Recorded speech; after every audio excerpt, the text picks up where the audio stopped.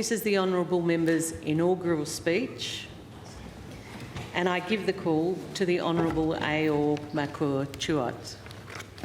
Thank you, President. I would like to begin by acknowledging the traditional owners on the land on which we meet, the Wajak people of Noongar Nation, their elders and their elders past and present. I'm grateful and proud to call Australia my home, coming from another country to establish my life here in 2005. Having been born in Africa, I recognize the impacts on colonization on people's welfare. I acknowledge all the hard work of the many Aboriginal elders, leaders, and activists that have worked for reconciliation in this country and their advocacy to have Aboriginal voices heard, understood, recognized, and respected. I also appreciate living in a country of peace where the laws, the safety, and the government structure made living in Australia sought after for myself and my family is a part of the history with its diverse migrant and British Commonwealth heritage. I want to thank this country for giving me and my family a chance to come here and the honor of me becoming a member of WA Parliament. Can I congratulate you, President, on your appointment? Thank you for welcome you have made to me and encouragement you have shown me as a new member of Parliament.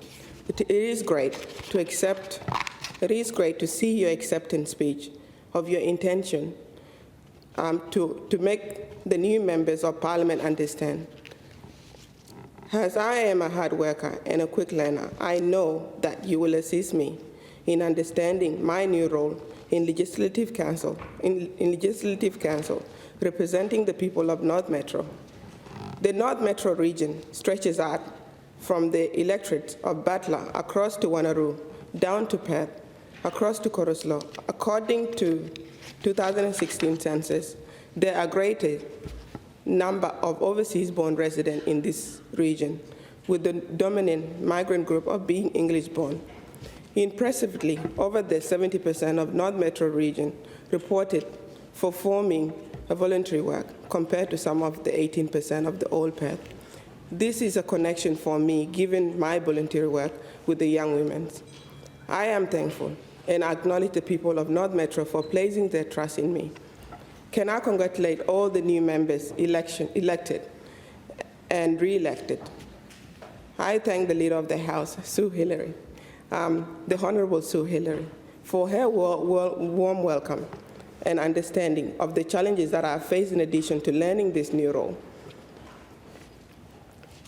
In the other greater hand, as a mom, I look forward to us working together with the President to make positive changes so I can perform both my roles in this chamber as a mom, nurturing, caring for my infant son, and as an MP, fulfilling my promise to the people of Western Australia to serve them well. I'm very excited to be a part of the most successful government in WA history and joining the team of the most popular Premier ever. I'm grateful for the support given to me by the entire Labor team. I did consider naming my son after the Premier. But that didn't fit with the South Sudanese tradition of giving him his granddad. Although I expect that in the newspaper future years, it will show that Mark is the most popular boy's name for the new babies in WA. A hot tip from me is that South Sudanese babies are often given Christian name. Myself, I was baptized as Sarah. So you never know, it is still possible. I would like to thank North Metro colleague, Honourable Martin Pritchard, Honourable Pierre Young, Honourable Dan Keddy, who all have been a great support to me before and since my election. Special thanks goes to Honourable Pierre Young for taking most of his time out to answer most of my questions and continuing his support after election. I'm settling in well today because of people like Brother Pierre. Thank you. Thanks to Honourable Alana McTiernan, the outgoing MLC for the North Metro. The people of Southwest will be honoured to have her represent them, as I know the resident of North Metro region where Alana is a great model, a great role model, hardworking, but still find time to help people such as myself. Thanks to the parliamentarian staff for being so welcoming, particularly Rebecca Burton in helping me care for my newborn baby and include my family in this historic occasion of being the first African heritage woman elected in the Legislative Council in WA. This is a great honor, and I thank South Sudanese community for their support in the lead up to the election. In particularly, Hon Ayor Chuot has been a very special person to me, and it is with pride that I'm the first Australian of South Sudanese heritage elected in any WA parliament in Australia. Recently, the leader of the House celebrated her 20 years since being elected. That had me thinking 20 years ago. I was in the camp. I was living in a refugee camp from 1997. I was born in a refugee camp in Peñido. But because I was not a citizen in Ethiopia, my refugee papers record the place of birth as South Sudan. My parents returned to South Sudan when I was 2, but the 22 years conflict independency saw us flee to Kakuma refugee camp, was where after my father was killed in the war. The Kakuma refugee camp sits in Kenya, and as it is already in a poor area, it was a struggle for survival in the camp. But our basic needs were met through the UNHCR. I believe the importance of the organization like UNHCR guaranteeing that the human rights of people through the world are respected and should be supported by our government. My memory from the camp was as home, but it was basic. We had all the things to survive, and we appreciate our safety the most. It wasn't until I came to Australia, arriving at Perth Airport, sharing a carry-on bag with my sister, holding all our belongings, that we could see the difficulties that we had and the hardship. The early life before coming to Australia was precious due to our rich culture, the sense of belonging to the community, the family surrounding. I think most of my humble beginning all started from the community that I was born in. Considering all the challenges that were faced, everybody had a smile on their faces. As the eldest in the family, my responsibility was to stay home and look after my siblings. My oldest brothers were sent to boarding school. My mother had a small business, a restaurant. So the responsibility for cooking and caring, helping in the restaurant fell to me. My mom's business meant that we had some independency from the UNHCR food.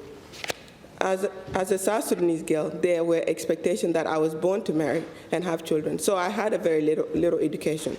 I'm grateful to my mother for her commitment to bringing me to Australia where I could get an education, establish my life, and thrive to make better choices about how I wanted to live my life. I understand access to education is powerful for a successful, fulfilling life, and I'm proud that WA-level government is committed to quality public education. Living in the camp, the only way for us to come to Australia was to have a sponsor for our visa. Thankfully, our Uncle Hon Ayor Makur started the process and filled in the forms. Then through another contact in WA, Uncle Eli Magog, who then supported us to final our visa, then connected us to another contact who gave us a no-interest loan to pay for our travel expenses. I would also like to thank Auntie Aki Nyayo, who worked for the Catholic migrant and also Center Care, who assisted my mom to understand and settle down in Perth in 2005. I want to take note and thank many people that helped me come to Australia and help us to settle down. Uncle Hon Ayor Makur, Eli Magog, Brother Jeff, Pastor Rex, Pastor Paul, and Lindsay Ban. Special thanks to Edinburgh Center and to Christina Ward, Mama Chris, my Australian mom, who always looked out for us, for me and my family, always want the best for us and making sure that we had as much as possible opportunity to succeed in our new country.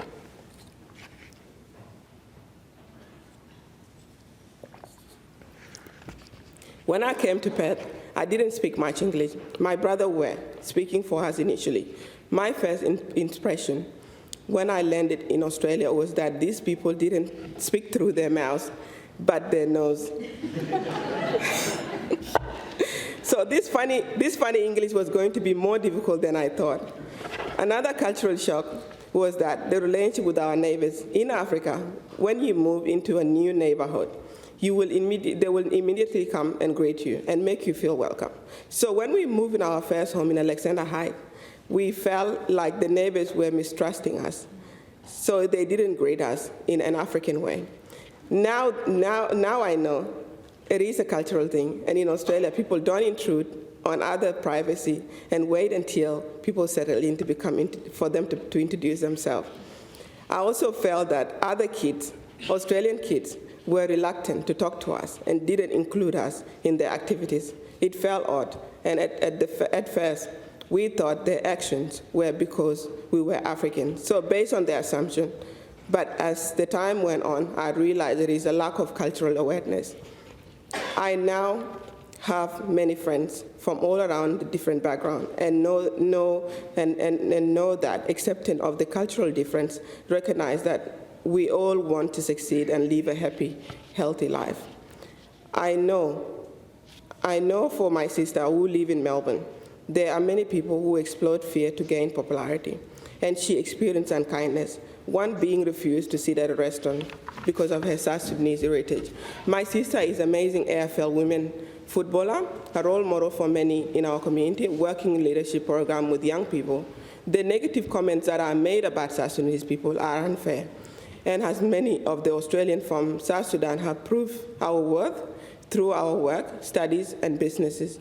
Here in Western Australia, the work of the African WA Police with the African community has been very important, setting up good relationships with the leaders and youth.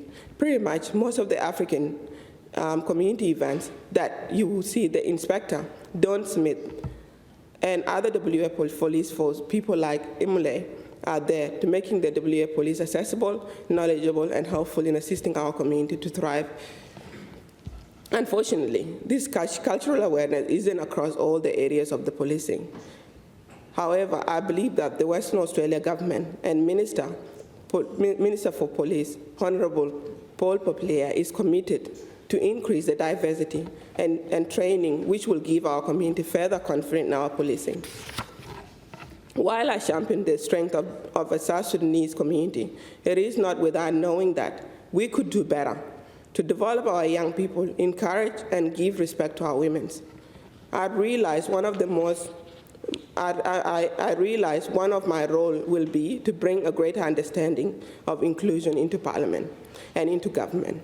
Understanding of the importance of diversity in our community is important, so we can enjoy the strength of each cultural heritage offers for a thriving future.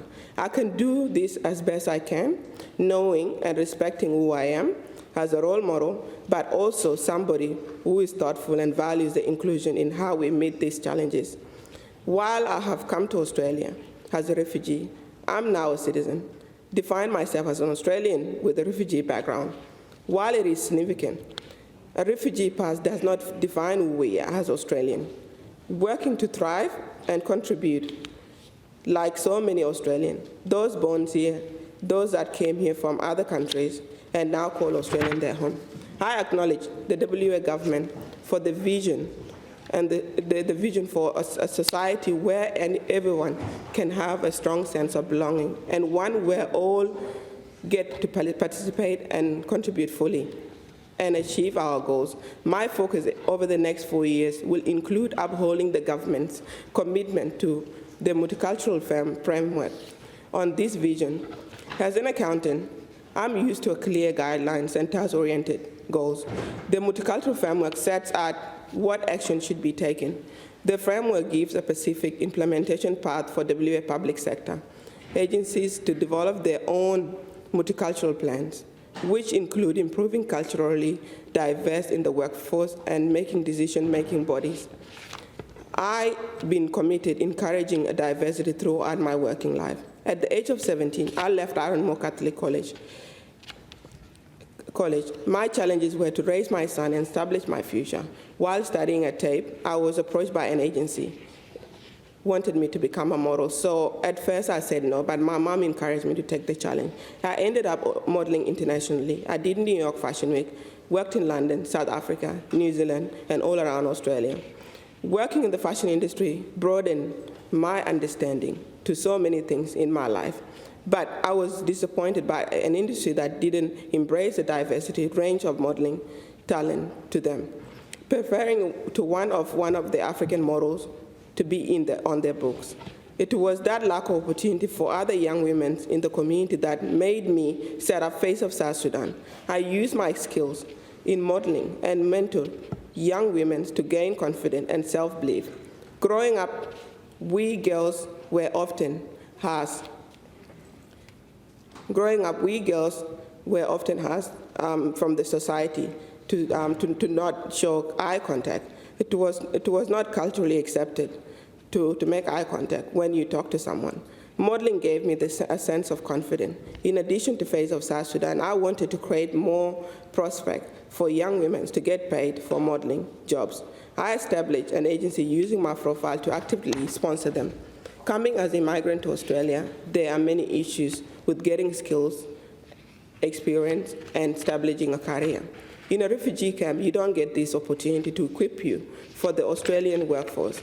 And this has been my great challenge for me and many that comes here as refugees. I want to use my success in my career to make sure that the government focuses on the job that include assisting refugees and migrants to gain important experience and contact that will result in meaningful employment. It is a priority for me.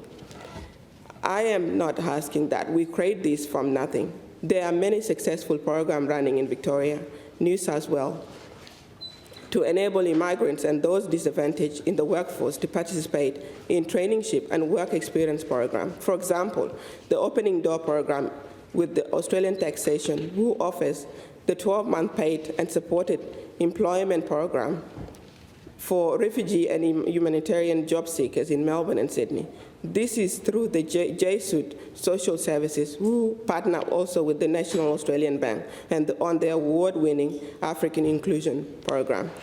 They have other exciting hands-on paid learning experiences with their local water authority, and I feel this would be a great, exciting opportunity for us to pursue with our own public practice. I had the first-on experience at heart to get experience. In 2013, around 2013, I commenced studying my degree to become an accountant, and I did my diploma in business management before. So during this time, I started a small business, a South Sudanese restaurant, as I love cooking and wanted to share my love for people, the Western community, to have a great taste of the African South Sudanese food. It was really hard to juggle family, work, and studies. But the hardest thing was to finding a job as an accountant. So how do we get experience? Without a job, you can't get an experience. So thankfully, Edith County University gave me a finance officer job. And from there, I went into working at Emmanuel Christian Community School with the responsibilities for the accounts, and most importantly, their payroll. So I want to acknowledge Tony Wilson and Edwin Dress for the opportunity they gave me. Anyone in business or government department will tell you that paying correctly is vital and the happiness of the employees. My commitment to my career saw me recently enrolled to become a certified practicing accountant. Obviously, now I have put on hold, but I think this shows my interest in finance. I'm grateful that I have joined the WA Labour team, who understand the importance of the good financial management. The first 4 years of WA Labour government, so it delivers on promise to the WA people and to bring the budget back to surplus. It is impressive that such excellent budget management could arise while we are battling the global pandemic and keeping us healthy and safe. I look forward to the further 4 years of stable economy management. I feel my life experience seeing a failing health system back where I come from, South Sudan, allow me to praise our excellent quality health system in Australia and give a big acknowledgement to our Minister Roger Cook. I'm proud that this government accepts the responsibility of looking after its citizens and committed to continue improve that will make the health system focus on patients and health well-being. In closing, I want to thank WA Labour Party, particularly the secretary team and Assistant Secretary Ellie, for having faith in me to represent the people of Western Australia and North Metro. While I had been a member of Labour Party for so many years, active on the campaign, my work had been a community. My work has been in the community. To have been recognized for my work and endorsed to run for a winnable seat, this was rewarding, and I'm thankful. Many thanks. Many people have made me welcome and set me on the path to what I hope will be a long career in politics. I have mentioned many through my speech, and in particularly the Premier, thank you, and his staff, including Mark Reid and Alicia Addison. I would also like to thank Honorable Steve Dawson, Dr. Ann Ali, the federal member for Cairn, Terry Ely, the member for South of the River, the Honorable Amber Jade, for their kindness and guidance. To the North Metro Legislative Assembly, you are great. Thanks especially to Margaret Quick, the member for Lansdale, to the member for Wanneroo, Sabine Winton, the member for Kingsley, Jessica, the member for Hillary, the member for Joondalup, the member for Scarborough, the member for Churchland. Thank you. It was great campaigning and winning with you all. Thank you. To my staff, Alan, Nyad, Belinda, and Linda, thank you. Thank you for all you do, and I look forward to the bright future. Special thanks to Jane McFarlane, former federal member for Sterling, and to my Mirrabooka mates, Meredith Ahmed, Sue, Donara, and Iba. Thank you. I would also like to give a special thanks to my dearest friend, Mrs. Janine Freeman. Her trust in me got me here today, and I cannot find words to describe my gratitude. And I wish Janine many more blessings and career beyond politics. I look forward to her guidance and wisdom. One of my past jobs was to work as patient care assistant at Sir Charles Gardiner, where I joined what was called Miscellaneous Workers Union. The support then, the support now, shown me by my union, now I proudly called the United Workers Union, is greatly appreciated, especially from Caroline Smith and Dom Bros. To all my friends around the world, my community, all the African community, including past and present leaders such as Joe Twanzamba and Casa Tongaraza, thank you.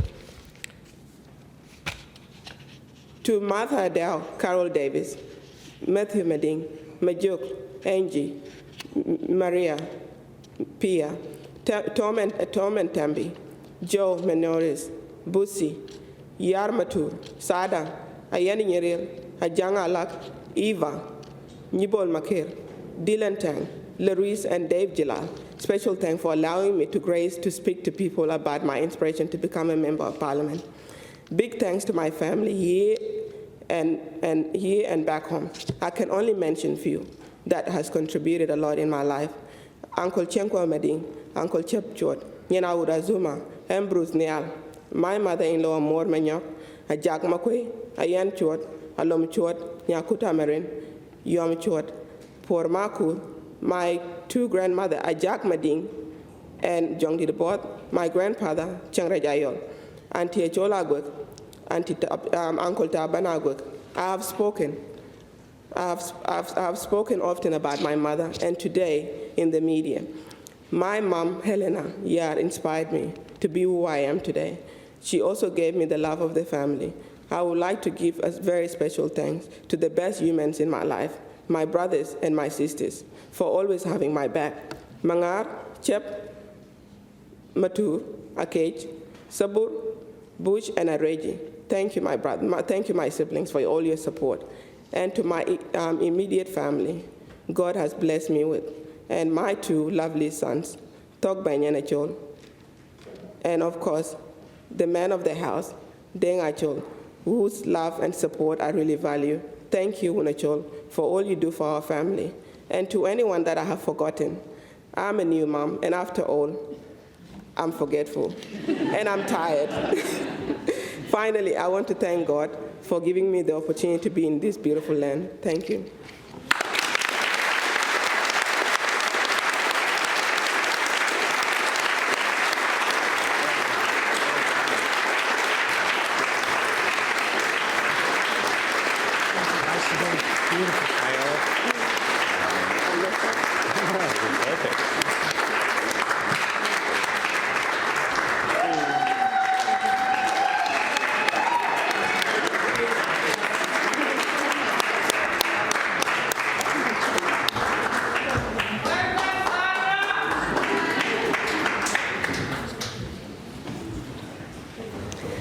Thank you and congratulations, Honourable Member, and I wish you all the very best for your time in this place.